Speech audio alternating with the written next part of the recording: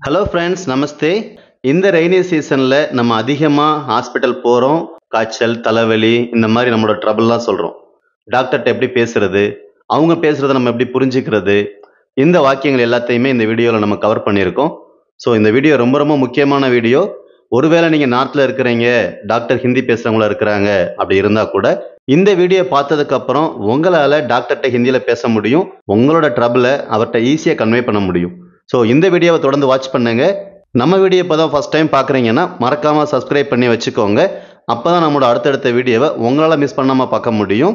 ஹிந்தியில் இன்னுமே எனக்கு நல்லா ப்ராக்டிஸ் வேணும் அப்படின்னு நினச்சிங்கன்னா ஸ்க்ரீனில் தெரிகிற இந்த நம்பரை காண்டாக்ட் பண்ணி நீங்கள் பிடிஎஃப் பர்ச்சேஸ் பண்ணிக்கலாம். எனக்கு ஹிந்தி சுத்தமாகவே தெரியாது அப்படிங்கிறவங்களுக்கு இந்த பிடிஎஃப் ரொம்ப ரொம்ப யூஸ்ஃபுல்லாக இருக்கும். ஒரு பேசிக் ஹிந்தி ஃபவுண்டேஷன் இந்த பிடிஎஃப்பில் உங்களுக்கு கட்டாயம் கிடைக்கும். இந்த வீடியோவுக்கு ஒரு வெல்கம் பண்ணுற மாதிரி இந்த வீடியோவுக்கு ஒரு லைக் பண்ணிக்கோங்க. இப்போ நம்ம வீடியோக்குள்ளே போகலாம். என்ன பிரச்சனை?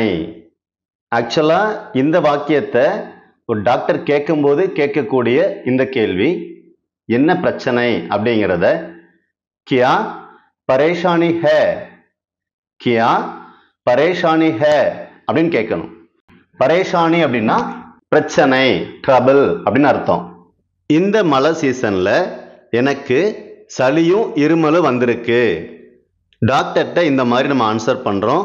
எப்படி சொல்கிறது அப்படின்னா, இஸ் பர்சாத் மே முझे ஜுகாம் और கான்சி हो गई है அப்படின்னு சொல்லணும். இஸ் பர்சாத் மே அப்படின்னா இந்த மழை சீசனில் அப்படின்னு அர்த்தம். நமக்கு நார்மலாக பாரிஸ் அப்படின்னா மழைன்னு தெரியும். பர்சாத் அப்படின்னா மழை சீசன் அப்படின்னு அர்த்தம். இஸ் பர்சாத் மே அப்படின்னா இந்த மழை சீசன்ல அப்படின்னு அர்த்தம். முஜே அப்படின்னா எனக்கு, ஜுகாம் அப்படின்னா சளி பிடிச்சிருக்குன்னு சொல்லுவோம்ல, இதைத்தான் நம்ம ஜுகாம் அப்படின்னு சொல்றோம். இங்கிலீஷ்ல இதை கோல்டு அப்படின்னு சொல்லுவாங்க. அவுர் அப்படின்னா சளியும் அப்படின்னு அர்த்தம். காங்சி அப்படின்னா இருமல், காஃப். ஹோ கை ஹே அப்படின்னா வந்திருக்கு, நடந்திருக்கு. இந்த மாதிரி ஒரு செயல் ஆகியிருக்கு அப்படிங்கிறதுக்கு இந்த ஹோ கை ஹே அப்படிங்கிறத நம்ம யூஸ் பண்ணணும். இந்த மழை சீசன்ல எனக்கு சளியும் இருமலும் வந்திருக்கு அப்படிங்கிறத இஸ் பர்சாத் மே முझे ஜுகாம் और காங்சி हो गई है அப்படின்னு சொல்லணும். இப்போ டாக்டர் கேட்குறாங்க, எப்போ இருந்து இந்த பிரச்சனை இருக்கு? நார்மலாக அப்படித்தானே கேட்பாங்க. எவ்வளோ நாளாக இந்த பிரச்சனை இருக்கு கேட்பாங்கல்ல. எப்போ இருந்து இந்த பிரச்சனை இருக்கு அப்படின்னு கேட்குறத கப் சே ஏ தக்லீப் ஹே, கப் சே ஏ தக்லீப் ஹே அப்படின்னு கேட்கணும். கப் அப்படின்னா எப்போ, கப் சே அப்படின்னா எப்போ இருந்து அப்படின்னு அர்த்தம். ஏ அப்படின்னா இது, இந்த அப்படின்னு அர்த்தம்.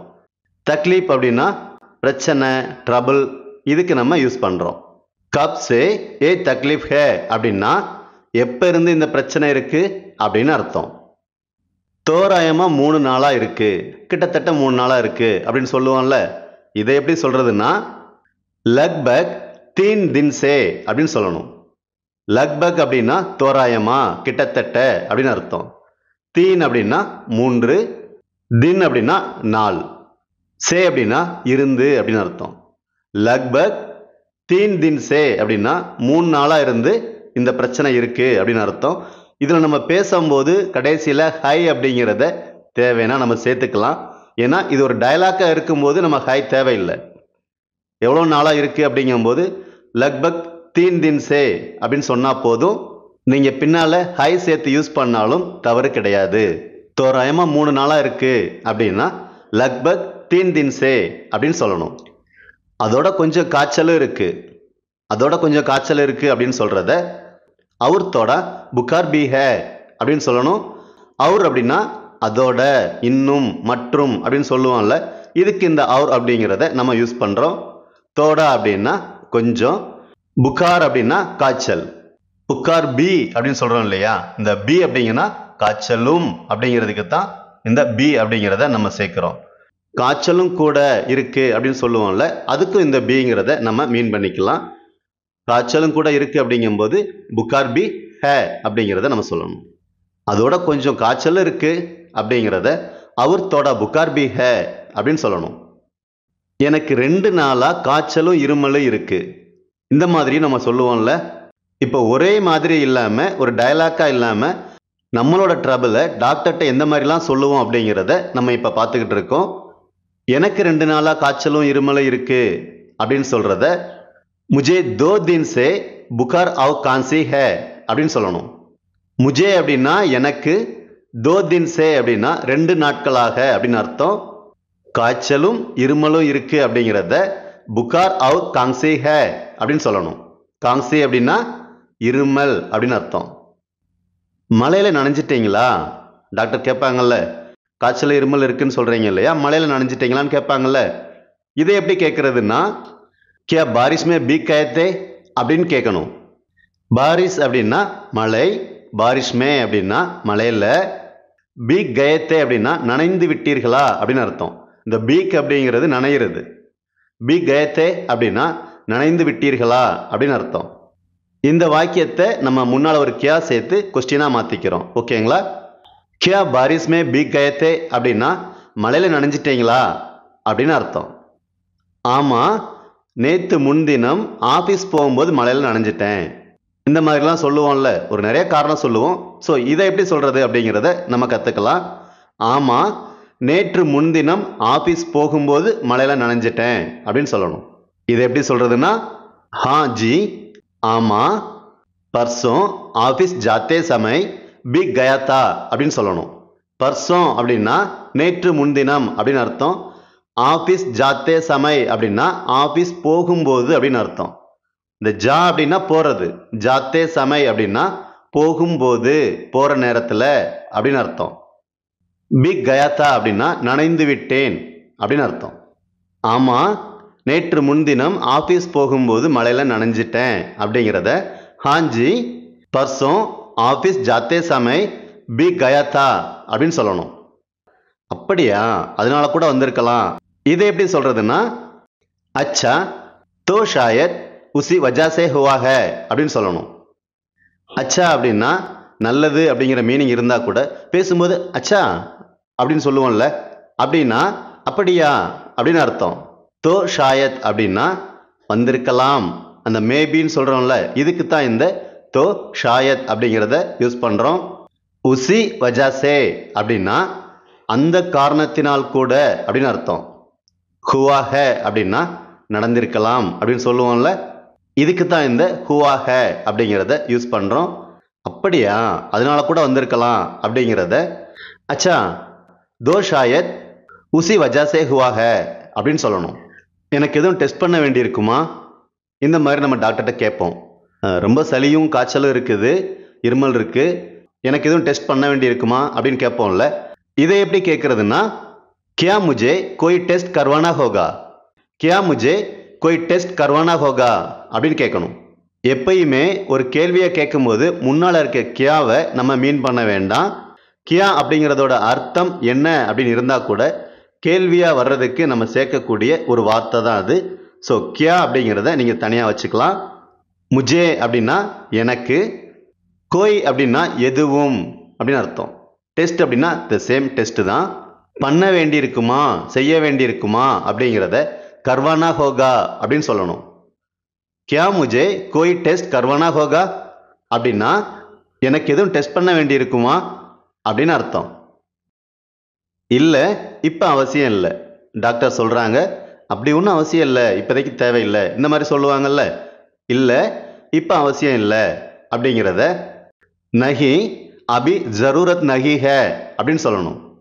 நஹி அப்படின்னா இல்லை அப்படின்னு அர்த்தம். அபி அப்படின்னா இப்போ அப்படின்னு அர்த்தம். ஜரூரத் அப்படின்னா அவசியம் அப்படின்னு அர்த்தம். ஜரூரத் நஹி ஹே அப்படின்னா அவசியம் இல்லை அப்படின்னு அர்த்தம். நஹி அபி ஜரூரத் நஹி ஹே அப்படின்னா இல்லை, இப்போ அவசியம் இல்லை அப்படின்னு அர்த்தம். ரெஸ்ட் எடுங்க, அதோட சுடுதண்ணி குடிங்க, போதும். டாக்டர் நம்ம கொடுக்குற அட்வைஸ் இது. இதை ஹிந்தியில் எப்படி சொல்றதுன்னு பார்க்கலாம். பஸ் ஆராம் கீஜியே और கரம் பானி பீஜியே அப்படின்னு சொல்லணும். நம்ம இங்கே யூஸ் பண்ணுற பஸ் அப்படிங்கிறது போதும் அப்படின்னு சொல்லியிருக்கோம், மீனிங் பண்ணுறதில்ல. இதை நம்ம நார்மலாக ஜஸ்ட் அப்படின்னு சொல்லுவோம்ல, ஜஸ்ட் ரெஸ்ட் எடுங்க, சுடுதண்ணி குடிங்க, போதும் அப்படின்னு சொல்லுவோம்ல. ஸோ இந்த இடத்துக்கு நம்ம இந்த பஸ் அப்படிங்கிறத நம்ம யூஸ் பண்ணுறோம். பஸ் ஆராம் கீஜியே और கரம் பானி பீஜியே அப்படின்னா ஜஸ்ட் ரெஸ்ட் எடுங்க, சுடுதண்ணி குடிங்க, போதும் அப்படின்னு சொல்றத அர்த்தம். தலைவலியும் இருக்குதா அப்படின்னு கேட்கறதுக்கு கியா சிர் தர்த் பி ஹே அப்படின்னு கேட்கணும். கியா அப்படிங்கிறது வழக்கம் போல நம்ம கொஸ்டின் பண்றதுக்காக நம்ம சேர்த்துக்கிறோம். சிர் தர்த் அப்படின்னா தலைவலி. சிர் அப்படின்னா தலை, தர்த் அப்படின்னா வலி. சிர் தர்த் அப்படின்னா தலைவலி. இந்த பி அப்படின்னா தலைவலியும் கூட அப்படின்னு சொல்லுவோம்ல. ஸோ சிர் தர்த் பி ஹே அப்படின்னு சொல்லணும். கியா சிர் தர்த் பி ஹே அப்படின்னா தலைவலியும் இருக்குதா அப்படின்னு அர்த்தம். ஆமா, கொஞ்சம் தலைவலியும் பலவீனமும் இருக்கு.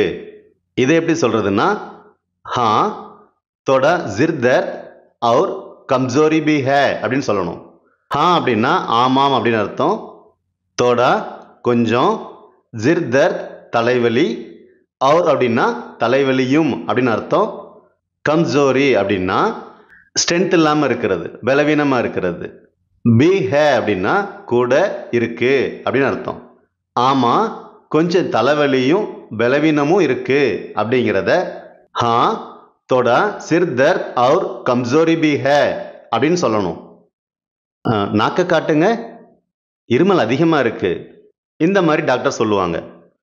இதை எப்படி சொல்றதுன்னா ஜிப் திகாயே காங்சி ஜாதா ஹே அப்படின்னு சொல்லணும். ஜிப் திகாயே அப்படின்னா நாக்க காட்டுங்க அப்படின்னு அர்த்தம். காங்சி ஜாதா ஹே அப்படின்னா இருமல் அதிகமாக இருக்கு அப்படின்னு அர்த்தம். ஆக்சுவலாக காங்சி அப்படிங்கிறது இருமல் அப்படின்னு அர்த்தம். ஆனால் பேசும்போது இந்த இங் சவுண்ட் அதிகமாக கேட்காது. நார்மலாக பேசுகிறப்போ காசி அப்படிதான் கேட்கும். காசி ஜாதா ஹே அப்படின்னா இருமல் அதிகமாக இருக்கு அப்படின்னு அர்த்தம். வெளியே மலையில் போயிருந்தீங்களா? வெளியே மலையில் போயிருந்தீங்களா? இது எப்படி ஹிந்தியில் சொல்றது அப்படின்னா பாகர் பாரிஸ் மே கயே தே கியா அப்படின்னு கேட்கணும்.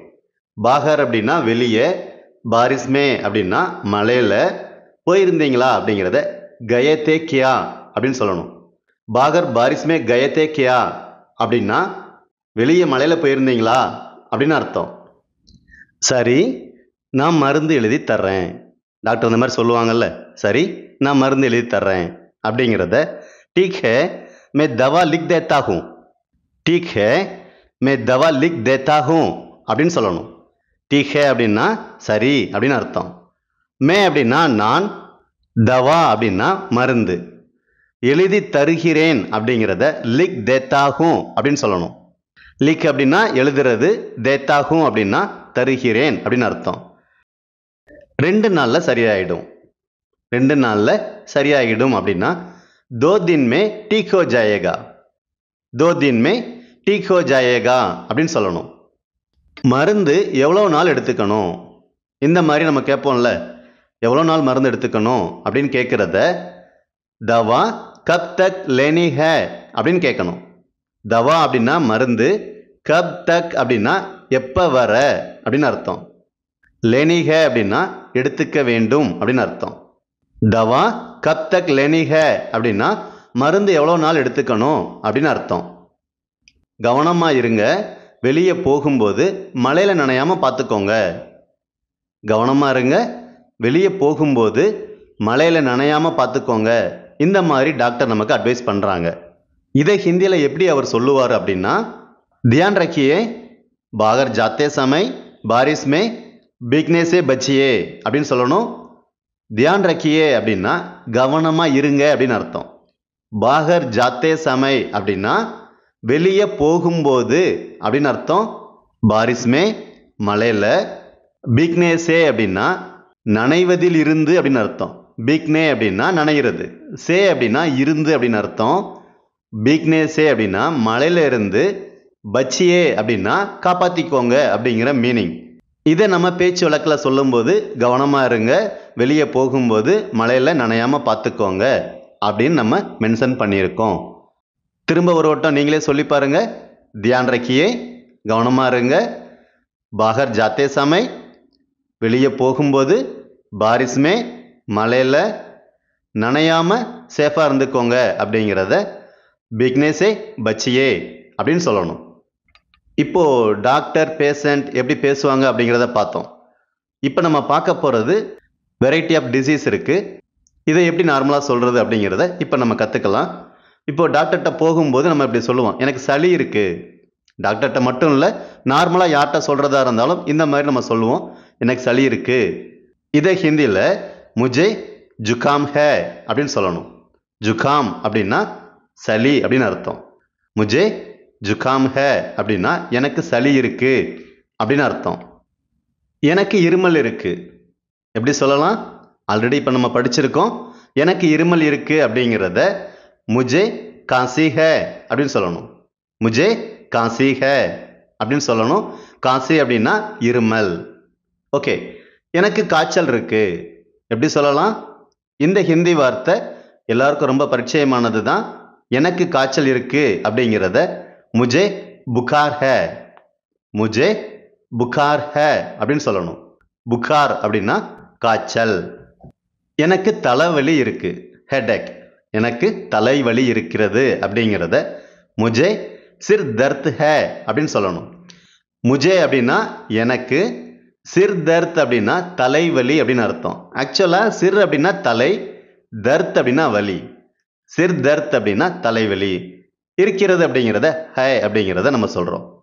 முஜே சிர் தர்த் ஹே அப்படின்னா எனக்கு தலைவலி இருக்கு அப்படின்னு அர்த்தம். ஓகே, இப்போ என்னுடைய தலையில் வலி இருக்கிறது, என்னோட தலையில வலி இருக்கு. நம்ம தலைவலி இருக்குன்னு சொல்லலை, என்னோட தலையில வலி இருக்கு அப்படின்னு சொல்றோம். இது எப்படி சொல்லலாம்? மேரே சிர் மே தர்த் ஹே, மேரே சிர் மே தர்த் ஹே அப்படின்னு சொல்லணும். மேரே சிர் மே அப்படின்னா என்னுடைய தலையில் அப்படின்னு அர்த்தம். நம்ம ஏற்கனவே பார்த்துருக்கோம். சிர் அப்படின்னா தலை, மே அப்படின்னா இல் அப்படின்னு அர்த்தம். தலையில் அப்படிங்கிறதுக்கு தான் சிர் மே அப்படின்னு சொல்றோம். மேரே அப்படின்னா என்னுடைய. தர்த் ஹே வலி இருக்கு, என்னோட தலையில வலி இருக்கு.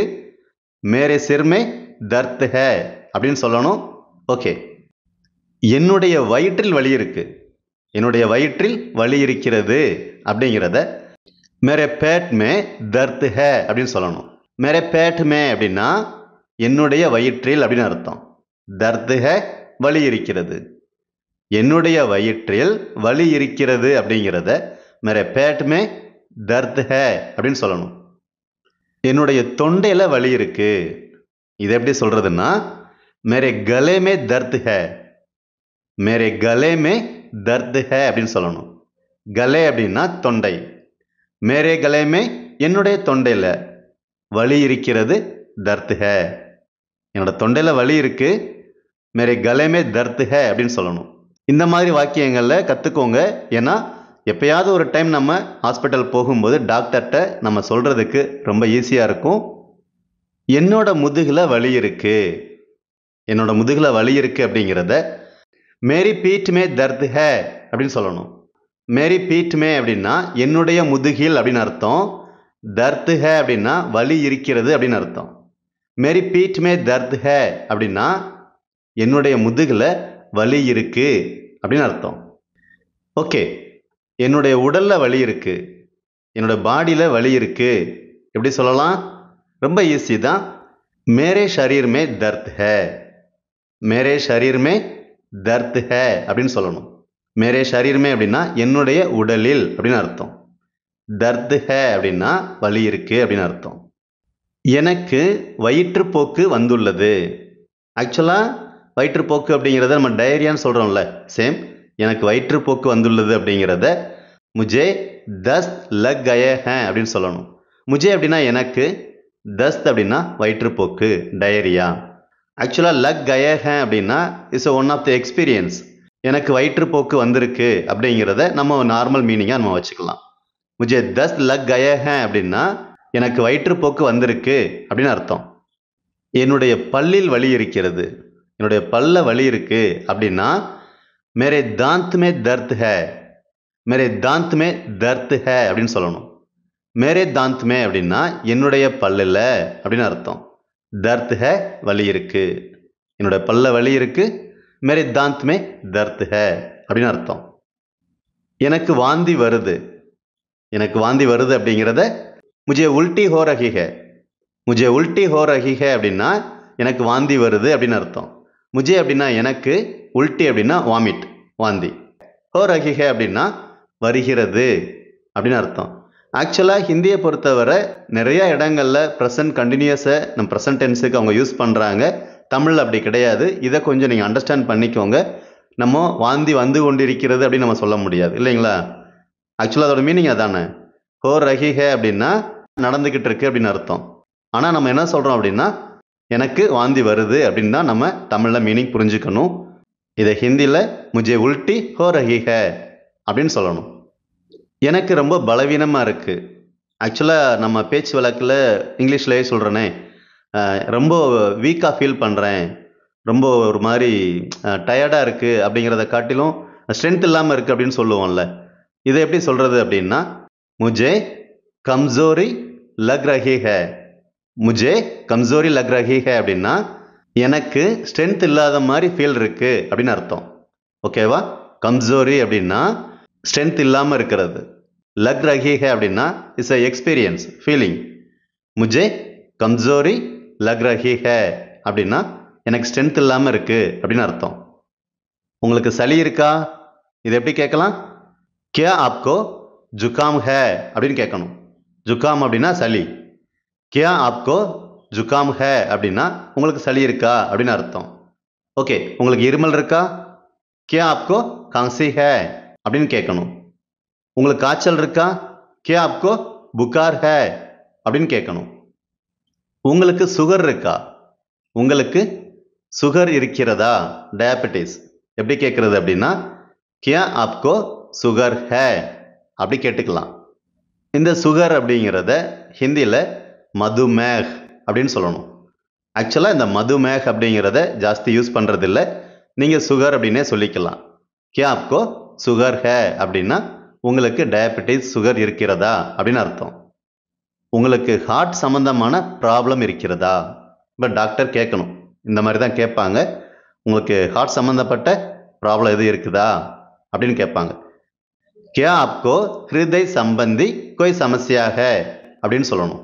கியா ஆப்கோ ஹிருதய் சம்பந்தி கோய் சமஸ்யா ஹே அப்படின்னா உங்களுக்கு ஹார்ட் சம்பந்தமான ப்ராப்ளம் இருக்கிறதா அப்படின்னு அர்த்தம்.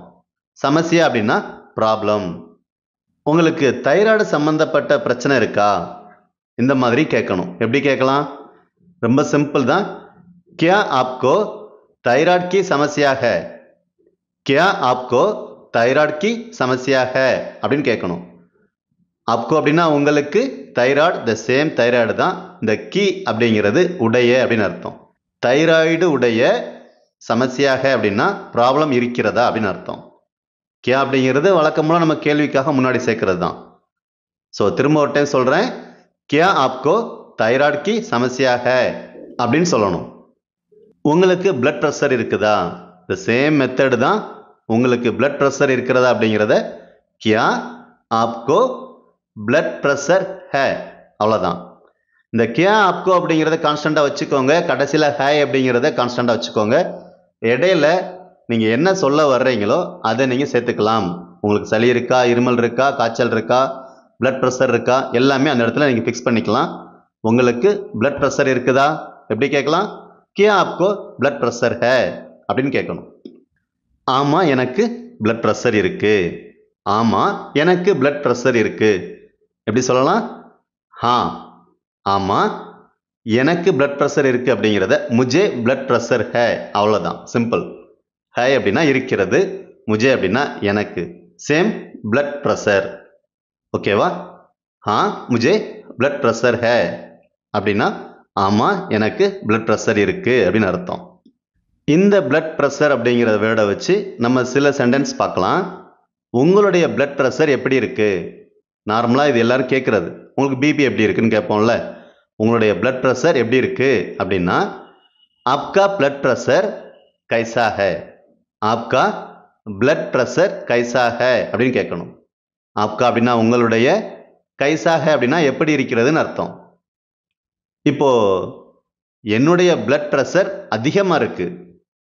ஸோ இந்த மாதிரி ஆன்சர் பண்ணுறாங்க.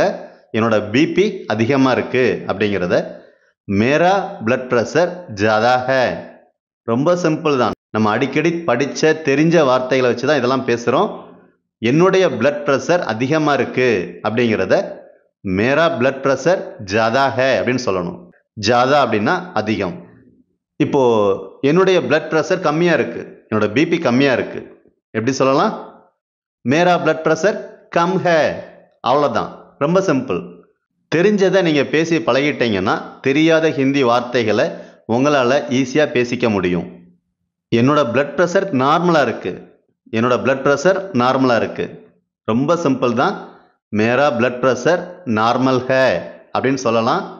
இல்லைன்னா மேரா பிளட் ப்ரெஷர் சாமானிய ஹே அப்படின்னு சொல்லணும். சாமானிய அப்படின்னா சாதாரணமாக, நார்மல் அப்படின்னு அர்த்தம். எனக்கு மயக்கமாக வருது, எனக்கு மயக்கமாக வருது. சில பேர் சொல்லுவாங்க எனக்கு கிறுகிறுன்னு வருதுன்னு சொல்லுவாங்கல்ல, இதே தான் எனக்கு மயக்கமாக வருது. இதை எப்படி சொல்கிறதுன்னா முझे चक्कर आ रहा है அப்படின்னு சொல்லணும். ஆக்சுவலாக இதை ஒரு டைம் மயக்கமாக வரும்போது मुझे चक्कर आ रहा है அப்படின்னு சொல்லலாம்.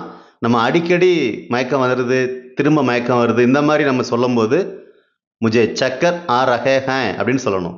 ஸோ நீங்கள் நார்மலாக இன்ஃபார்ம் பண்ணுறத मुझे चक्कर आ रहा है அப்படின்னு நீங்கள் சொல்லிக்கலாம். சக்கர் அப்படின்னா மயக்கம். எனக்கு நெஞ்சில் வலித்து கொண்டிருக்கிறது, எனக்கு நெஞ்சு வலி இருக்குது, எதுவாக இருக்கட்டும். எப்படி சொல்கிறது அப்படின்னா मुझे सीने में दर्द हो रहा है, मुझे सीने में दर्द हो रहा है அப்படின்னு சொல்லணும். मुझे அப்படின்னா எனக்கு, சீனேமே அப்படின்னா நெஞ்சில் அப்படின்னு அர்த்தம். சீனேமே நெஞ்சில், தர்த் ஹோ ரஹா ஹே அப்படின்னா வலியாகி கொண்டிருக்கிறது அப்படின்னு அர்த்தம். எனக்கு நெஞ்சில் வலி இருக்குது, என்னுடைய நெஞ்சில் வலிச்சிக்கிட்டு இருக்கு அப்படிங்கிறத मुझे सीने में दर्द हो रहा है அப்படின்னு சொல்லணும். எனக்கு ஒரு பக்கம் மட்டும் தலை வலிக்குது. சில இடங்களில் நம்ம நார்த்து போயிட்டோம் அப்படின்னா இந்த மாதிரி ஒரு பர்டிகுலராக சில இதை சொல்கிறதுக்கு நம்ம தெரிஞ்சு வச்சுக்கிறது நல்லது.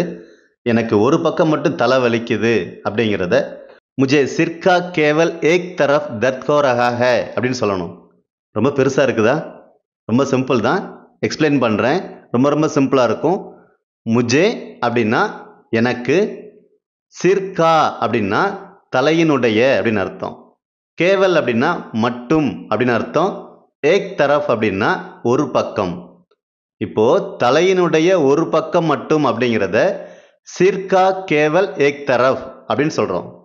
தர்த் ஹோ ரஹா ஹை, தலை வலித்து கொண்டிருக்கிறது அப்படின்னு அர்த்தம். எனக்கு ஒரு பக்கம் மட்டும் தலை வலிக்குது அப்படிங்கிறத முझे சிர்கா கேவல் ஏக் தரஃப் தர்த் ஹோ ரஹா ஹை அப்படின்னு சொல்லணும். ஸோ ஹிந்தியை பொறுத்தவரை கற்றுக்கும் போது ரொம்ப பயந்துக்காதீங்க. ரொம்ப ரொம்ப சிம்பிள் தான். ப்ராக்டிஸ் இருந்துச்சு அப்படின்னா ஹிந்தி வெரி வெரி ஈஸி. உங்களால் முடியும். கொஞ்சம் எஃபர்ட் போடுங்க, கட்டாயம் உங்களால் ஹிந்தியில் ரொம்ப ஈஸியாக பேச முடியும். எனக்கு அதிகமாக வேர்க்குது, இந்த மாதிரியும் சில இடங்களில் நம்ம சொல்ல வேண்டியிருக்கும். இதெல்லாம் நம்ம டாக்டர்கிட்ட சொல்லணும்ல. எப்படி சொல்கிறது? मुझे ज़्यादा பசீனா ஆ ரஹா ஹை அப்படின்னு சொல்லணும். முझे அப்படின்னா எனக்கு, ஜாதா பசீனா அப்படின்னா அதிகமாக வேர்க்கிறது, ஆ ரஹா ஹை அப்படின்னா வந்து கொண்டிருக்கிறது அப்படின்னு அர்த்தம். ஸோ நம்ம அதுக்கு தனியாக மீனிங் பார்க்க வேண்டியதில்லை. எனக்கு அதிகமாக வேர்வை வந்துக்கிட்டு இருக்கு இந்த மாதிரிலாம் நம்ம சொல்ல மாட்டோம். எனக்கு அதிகமாக வேர்க்குது அப்படின்னு சொல்லுவோம். இதை முझे ஜாதா பசீனா ஆ ரஹா ஹை அப்படின்னு சொல்லணும். எனக்கு நேற்று அதிகமாக வேர்த்தது. இப்போ ப்ரெசன்ட் டென்ஸில் பார்த்தோம். இப்போ நம்ம பார்க்க போகிறது பாஸ்ட் டென்ஸில். எனக்கு நேற்று படபடன்னு வந்தது, அப்படியே வேர்த்துருச்சு, இந்த மாதிரிலாம் நம்ம சொல்லுவோம்ல. எனக்கு நேற்று அதிகமாக வேர்த்தது அப்படிங்கிறத मुझे कल बहुत पसीना आया. ரொம்ப சிம்பிள் தான். मुझे कल बहुत पसीना आया அப்படின்னு சொல்லணும். मुझे அப்படின்னா எனக்கு, கல் அப்படின்னா நேற்று, பகுத் அதிகமாக, வியர்த்தது வேர்த்துச்சு அப்படிங்கிறத பசீனா ஆயா அப்படின்னு சொல்கிறோம். இந்த ஆயா அப்படின்னா வந்தது அப்படின்னு அர்த்தம். வேர்வை வந்தது அப்படிங்கிறது தான் இங்கே நோட் பண்ணியிருக்கோம். ஸோ மீனிங் அதிகமாக வேர்த்தது அப்படின்னு அர்த்தம். முझे कल बहुत पसीना आया அப்படின்னா நேற்று எனக்கு அதிகமாக வேர்த்தது அப்படின்னு அர்த்தம். அதனால் என்னால் எதுவும் சாப்பிட முடியல. ஸோ இந்த ஹெட்டிங் கொஞ்சம் தெளிவாக பார்த்துக்கோங்க. அதனால் என்னால் எதுவும் சாப்பிட முடியல. இதை எப்படி சொல்கிறது அப்படின்னா इसलिए मैं कुछ खा नहीं पाया, इसलिए मैं कुछ खा नहीं पाया அப்படின்னு சொல்லணும். इसलिए அப்படின்னா அதனால் அப்படின்னு அர்த்தம். மே அப்படின்னா நான் அப்படின்னு அர்த்தம். குச் அப்படின்னா எதுவும். கா நகி பாயா அப்படின்னா சாப்பிட முடியலை அப்படின்னு அர்த்தம். இந்த பாயா அப்படிங்கிறது என்னால் முடியலை, இயலவில்லை அப்படின்னு சொல்லுவோம்ல, இதுக்கு தான் இந்த பாயா அப்படிங்கிறத நம்ம யூஸ் பண்ணுறோம். इसलिए मैं कुछ खा नहीं पाया அப்படின்னா அதனால என்னால் எதுவும் சாப்பிட முடியல அப்படின்னு அர்த்தம். இந்த வாக்கியத்தில் மே அப்படின்னு இருக்கு, நீங்கள் என்னால் அப்படின்னு சொல்கிறீங்க, அந்த மாதிரி எடுத்துக்க வேண்டாம். சில இடங்களில் நான் அப்படிங்கிறது தமிழில் நம்ம எக்ஸ்பிளைன் பண்ணும்போது என்னால் அப்படிங்கிறது தான் நம்ம வேர்ட் சொல்ல முடியும். இதை நம்ம மாற்றி கூட சொல்லிக்கலாம். அதனால நான் எதுவும் சாப்பிட முடியல, இந்த மாதிரியும் நீங்கள் மீன் பண்ணிக்கலாம். ஓகே ஃப்ரெண்ட்ஸ், இந்த வீடியோவில் டாக்டர்கிட்ட நம்மளோட நோயை எப்படி சொல்கிறது, நம்மளோட ட்ரபிள், நம்மளோட ஃபீலிங்கை எப்படி சொல்கிறது அப்படிங்கிறத நிறைய வாக்கியங்களை நம்ம பார்த்துருக்கோம். இந்த வாக்கியங்கள் எல்லாத்தையும் நீங்கள் ப்ராக்டிஸ் பண்ணுங்கள். இன்னொரு முறை டாக்டர்கிட்ட பேசும்போது உங்களால் ஹிந்தியில் ரொம்ப ஈஸியாக பேச முடியும். தொடர்ந்து நம்மளோட வீடியோவை ப்ராக்டிஸ் பண்ணுங்கள். இந்த வீடியோ உங்களுக்கு பிடிச்சிருந்ததுன்னா மறக்காமல் லைக் பண்ணிக்கோங்க.